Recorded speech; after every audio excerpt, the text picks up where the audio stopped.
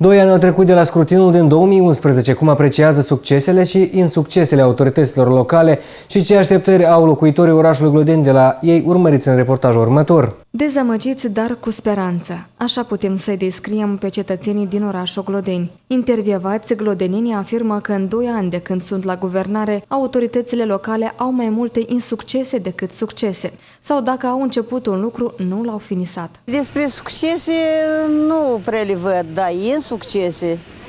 M-aș referi mai mult la primărie, adică parcă ceva se face, adică să mai taie din buruiene, dar nu există scaun, nu există urne de gunoi.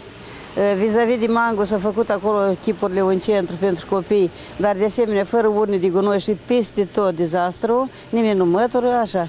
Străzile centrale, dacă ceva aici se mai echipuie din când în când, păi ceilalți străzi nu s-au orașului. Nimeni, buruienile pe la concernul Zavod, așa șed, mai scurt, e dezastru.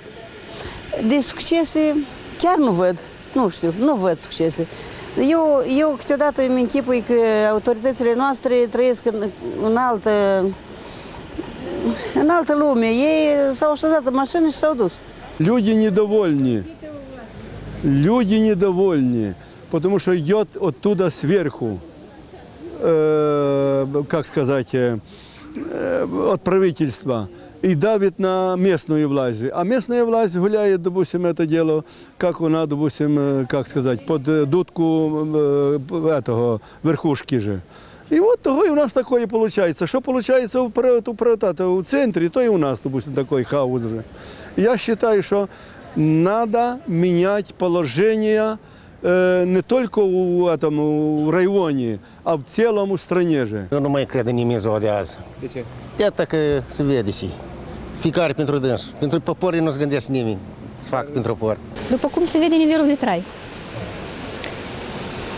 Toate comoditățile care le avem, toate ofertele care le avem. Pensie mică, trăim la sat, nu avem cu 600 de lei, 29 de ani lucrat. Chiar dacă unii mai așteaptă și speră ca autoritățile să facă ceva, alții și-au pierdut încrederea. Unii oameni afirmă că nu trebuie să așteptăm de la nimeni nimic, ci trebuie să punem mâna și să facem noi. Nu așteptăm de la nimeni nimic, totul depinde de noi în viața asta.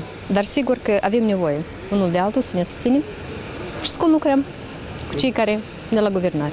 Măcar ceva, că vă spun că sunt profesoară și chiar copiii mai scriem câteodată niște sfaturi, și chiar ieri am avut științele și am scris niște sfaturi pentru comunitatea noastră și am scris că urne, în primul rând, asta e cultură.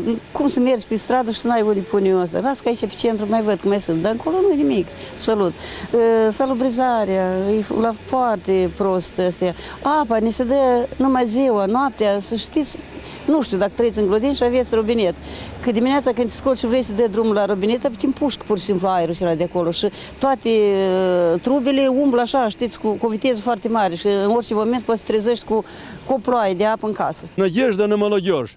Мы уже, допустим, свое отжили. И мы думаем, что молодежь все-таки можно бы поставить вопрос, чтобы повернуться лицом к молодежи и вернуть Молдову в хорошее русло, чтобы Молдова была, действительно считалась Молдовой. Să ridice lefele, să ridice locuri de lucru, să aibă lumea să nu umble prin țări străine, să umble pe străzi. Da, cum? Asta trebuie să facă, dar ei nu se gândesc la așa ceva. Ei se gândesc la buzunarul lor. Să dea la tineret de lucru, pensia să mărească și să fie, cum să vă spun, să fie tot ca lumea, apă, cum este, ia raionul Glodeni, n-are orașul, n-are, prin sate este apă, dar la noi în Glodeni apă nu-i. Menționăm că până la următorul scrutin electoral au mai rămas 633 de zile. În urma scrutinului electoral din iunie 2011, primar al orașului Glodeni a devenit candidatul pe listele PCRM Iulian Bogdan. În Consiliul Raional au acces 11 consilieri PCRM, 9 consilieri pe listele PLDM, 8 consilieri pe listele PD, 3 pe listele PL și unul din blocul Forța 3-a. Glodenenii așteaptă și în continuare noi locuri de muncă, drumuri reparate capital și o infrastructură mai bună a orașului.